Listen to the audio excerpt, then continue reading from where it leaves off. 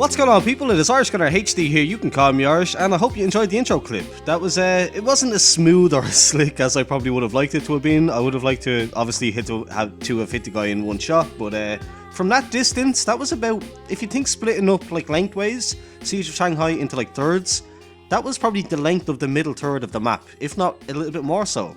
So I'll take it. Like, I'm not going to complain. It was pretty enjoyable kill. But yeah, so today as you can see, you're going to be watching some Battlefield 4 highlights. A little bit of everything, mostly TDM, but just a little bit of everything, some kind of kill streaks and that kind of thing. But what I wanted to talk about was, does using better equipment, better hardware, better peripherals, that kind of thing, give you an advantage or make you a better gamer? Because by this stage now, I've spent a fair amount of money on my peripherals and the kind of things that go on the outside of a gaming PC build. With the intention and the hope that they would kind of give me a bit more of advantage, maybe a bit more comfortable, a bit more enjoyable, and that kind of thing. So what have I noticed? What have I picked up? What are the kind of, what if any are the advantages that you can pick up? So just to run over it really quickly, if you didn't know, I currently have a BenQ XL2430T, 144 Hz, 1 millisecond response time gaming monitor. I have a Logitech G502 Proteus Core gaming mouse. I have a CM Storm Quickfire TK Cherry MX Blue keyboard, and I have again, it's a small thing, but it's kind of important, a SteelSeries QCK regular, kind of not the large, because I just don't have enough space for that, not the mini, just a regular size mouse pad. And then for my headphones, like my kind of headset, which is also technically important, I have Audio-Technica ATH M50Xs. So, pretty good. Like, basically everything in my setup is more or less the best in its price range. It's got the best reviews in its price range. It's kind of they tend to be the generally accepted kind of, except maybe the keyboard, I don't know. I just like that one. It was cheap. It was in my price range. And kind of Cherry MX Blue keys are Cherry MX Blue keys. So, yeah, everything that I think I have is kind of the best in class, sort of, for its price point. So, does it give you an advantage? When I was playing on my previous monitor with my previous mouse, on my previous mouse pad, which was, again, mouse pads, but yeah, like, when I was playing on that previous setup, how did I do? Generally pretty well. I would consider myself an above average gamer. If we kind of go by the standard setting that like 5 is average, 6 is above average, 7 is slightly above that, and then obviously 8 to 10 is like anywhere from like professional to like a literal professional pro gamer. I would probably put myself at like a solid 7 on a good day. But did getting all this stuff, did spending all this money, did getting all these extra little bits and bobs help? Yes and no. They give you an advantage. There's definitely, without a doubt, without a shadow of doubt, they do give you an advantage. So having 144 Hz, my game is going to be, on the monitor that is, my game is going to be infinitely smoother, infinitely clearer, crisper than somebody that's running on like a 60 Hz machine or monitor.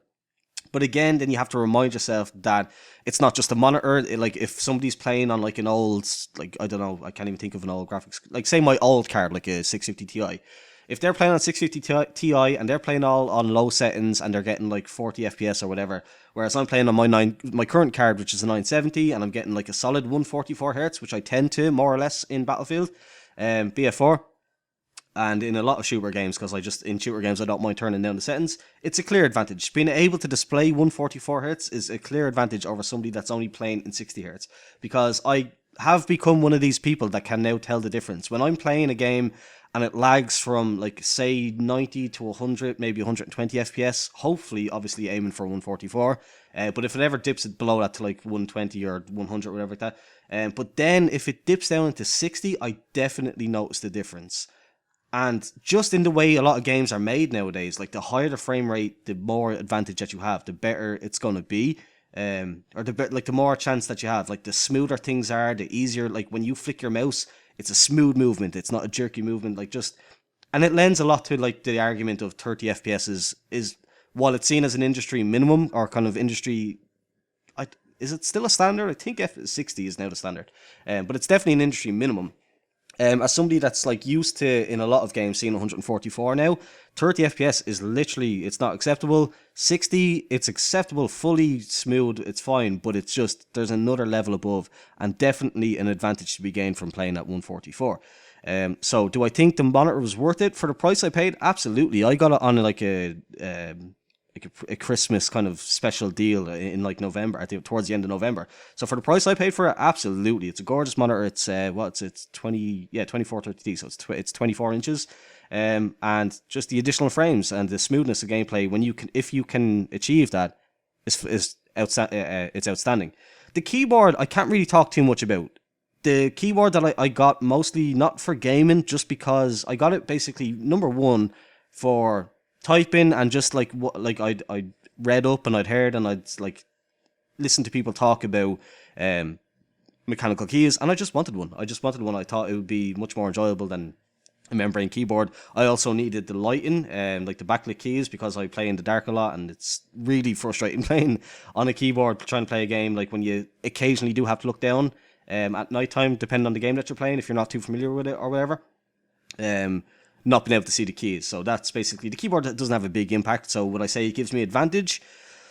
Again, when like I've got MX Blues, so maybe I'm not getting the full advantage as if I had something like, I think they say browns or reds are the better ones for gaming. They have the shortest kind of the quickest travel time and stuff like that. So again, I can't fully speak for that one, but for me, definitely, I just prefer. I know that I've hit a key. That's the one big advantage if there is one to having a keyboard or a mechanical keyboard. Sorry, I know I've hit a key. Like it's not. It goes without saying. When I when I press a button, I know I hear the click. I feel it in my fingertips. I know I've hit a key, so I know that I'm not like sometimes you can like on a membrane keyboard you might hit a key and be like, did I press that? Why didn't it do what I expected it to do? So you're not really sure if it's a game problem or a keyboard problem. For me, when I on a mechanical keyboard, when I press the the buttons on the keyboard, I know I've pressed the button, and that's kind of, I suppose you could say, an advantage, but it's not a big one technically. Next thing, I just will again just running over the smaller things. The mouse mat, is the mouse mat a big deal? Not really, unless you have no mouse mat, or unless you have, I would say, a plastic mouse mat. But even saying that, people that play on plastic mouse mats and get used to them have no problems with playing on a plastic mouse mat, or have no problems playing, like, as long as you're comfortable with what you're playing under, like what surface you're running your mouse over. Not really a big deal. For me, I prefer cloth mouse mats. Is it mouse mats or mice mats? I'm not really sure, but yeah, definitely cloth mouse mat. The size of the QCK regular is perfect for me. It's just exactly within my. I don't have whatever sensitivity I play on. I think it's like 900 DPI. For whatever reason, just the mouse mat is the perfect size. I can go from the left side of my monitor to the right side of my monitor and still have plenty of mouse mat real estate, forward and back, up and down, left, right, that kind of way. So yeah, obviously, when it comes to a mouse mat, the advantage to be gained there is the size of it. So if you have too small of a mouse mat, you'll have to, like, you might have to up your sensitivity or something like things of that nature. But yeah, so there's not an advantage to be gained by having a special fancy mouse mat around like that. But if you get one that's big, or one that fits your kind of space that you have, that you're used to, I suppose technically, again, it's helpful. It's not an advantage. You're not going to be like flying ahead, like you're not going to be going streaks ahead of people that don't have a mouse mat. But yeah, that's that. Then the mouse itself. Now, the mouse itself, to me, is one of the most crucial elements in a gaming setup. It was the first thing that I got when I still had a crappy monitor, when I still had a crappy keyboard. The first thing that I got was a decent gaming mouse. And it's purely for one reason, or should I say two, or in my case, six at the minute. Basically, extra buttons. I learned a lesson a long time ago from a fantastic YouTuber, very popular again. If you follow me for Battlefield content, you probably know him. But Rival X Factor Gaming. I was introduced to him by my buddy Deep Crew Colin. Basically, when you're taking your fingers off WAS and D, you're potentially committing suicide in the game. When you're not moving, you're a sitting duck. So the most the get as many keys onto your mouse that you can reach with your additional fingers as possible, because you don't always want to be shooting, you don't always want to be aiming, but you always want to be moving. Like if you're a moving target, you're obviously hard to hit.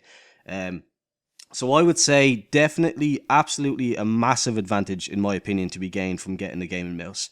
Doesn't have to have six buttons like mine does. Like mine has the standard on a gaming mouse, two thumb buttons, but mine also being a G502 Proteus Core has two then just to the left of the left mouse button, and then my middle mouse wheel tilts left and right. So I've got that additional. That's what I mean by six. Then also you have your scroll up and scroll down. So like an eight, like a total of eight basically keys altogether. So that one is crucial. I bind so many things, like just to the point where I'm almost running out of things. Like I've got like the standard stuff like spotting in Battlefield is on Q, use or like pick up or that kind of thing is on like E, melee is on F. But then things like grenade, like my grenade key is like my back thumb button on my mouse. My switch weapon, like so say you're like you have your rocket launcher out or you have your sidearm out. It's crucial in a game like Battlefield 4 to be able to get back to your primary weapon as soon as possible. So I have that bound to my forward thumb button, and that's just very important. Then I bind things that are less important but still handy to have, like adjusting your minimap distance to um, the additional buttons that I get by having six. So like the left mouse click two buttons, like the ones either like the ones to the left of the left mouse click, I have those set there. So one brings up the big mini map on top, like to full screen, and then the other just zooms in the level of the other of the smaller mini map. And again, we're talking Battlefield specific, but you can probably picture in your head whether you play CS:GO or Call of Duty or whatever that. Like you can pick what goes there and what's important. So clearly, in my opinion, the mouse is the most important thing. The final thing then is, because we're running a bit long on this, the gameplay that I had recorded when I started this was 8 minutes. I think we're well over that. So the last thing then is a good headset. Now, I personally make music and I don't want to be switching between heaps of different headsets. So although I have a, what are they called? Turtle Beach X77 or X, there are X22, PX22s. I'm going to go with PX22s. If I'm wrong, I would apologize, but I'm pretty sure they're called Turtle Beach PX22s. And they are obviously marketed towards gaming with kind of the ability to boost the bass and boost the highs and that kind of thing. And I obviously have a microphone built in, but I've got being a commentator and like making music and stuff like that, I already have a microphone. And for me personally, I prefer having a good pair of music making headphones over a good pair of gaming, like a good gaming headset. So while I might be missing out on some benefits of like having a purpose built gaming headset, what I notice, like what I tend to find is that I'm hearing, because these are like kind of flat and not flat, like not 100% flat, but like because these are made for music and they're made for hearing sounds as they were intended to be heard, I'm hearing things as the game developers intended them to be heard, if that makes sense. Like, so I'm hearing the sound design as it was intended when it was built or when it was created. So I'm not hearing blown out basses that are potentially covering up footsteps. I'm not hearing footsteps that are blocking out like dropped grenades or something like that. I'm hearing everything as it was intended.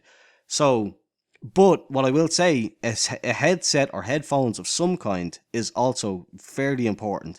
Now, I'm a bit of a hypocrite when it comes to this because I'm brutal in the fact that, as you've probably noticed by now if you're a long-time subscriber, I never have any in-game sound on my videos because I'm literally always playing while watching a movie or a podcast or something on Netflix or a video on a video on YouTube, just something. Like I've always got something going on in the background just because like I get bored by the sound of the game. I want something interesting to be consuming while I'm playing. So yeah, I'm a little bit hypocritical, but if you're not like me and you actually do want to get the best performance out of your game, like if you can only sit down for one game this evening and you want to get the highest score possible, turn off everything else, put on a good pair of headphones and listen, because you can hear footsteps in the large majority of FPS games. You can hear what side of you the upcoming car is coming in a racing game. Like if a car is about to overtake on the right, if you just want to hear that, you can hear it panned off to your right behind you, or to your left, or vice versa. So yeah, a good pair of headphones is very important. So to wrap it up, again, don't want to ramble on too long. Is better hardware, or does having better hardware give you an advantage? Yes, I do think it does. It's not miles away. I didn't suddenly go from being like a 10 and 5 player or a 10 and 6 or a 10 and 7 player to like a 30 and 2 player in shooter games, for example. Like, it's not that drastic of a difference. That just has to be built into you. You have to be naturally that good with your aim and your kind of map awareness and situational awareness and stuff like that. That kind of stuff is what makes the difference. These might add on an extra probably 3 to 5 kills in your round. Just having this advantage might give you just a jump over. If you're coming up against a guy, say you turn a corner, he has a 60 FPS monitor, but he's only achieving like 30 or 40 frames per second. He has a crappy mouse that might not have the best laser. He might not be wearing a headset. You might not have heard you coming. You will have those kinds of jumps on him, and you're using hopefully like a smooth mouse mat that will give you that kind of smooth flick and that kind of thing. So that's my summary. Went on a little longer than I thought, as I said. But if you enjoyed it, please do leave a thumbs up. Let me know your opinions. What do you think? I've already had a guy that I actually strangely enough met in a round of Black Ops 1 on the PC, a subscriber who I just randomly bumped into, and I hope he's going to watch this because I told him that he got kind of first dibs on what this commentary is going to be. So if you watch it, what's going on, man? Yeah, I've already had his opinion. He said he doesn't think it makes a big difference. Let me know what you guys think. If you enjoyed it, please do. If you enjoyed the video overall, please do leave a thumbs up. Subscribe if you're new here. Thanks for watching, and goodbye.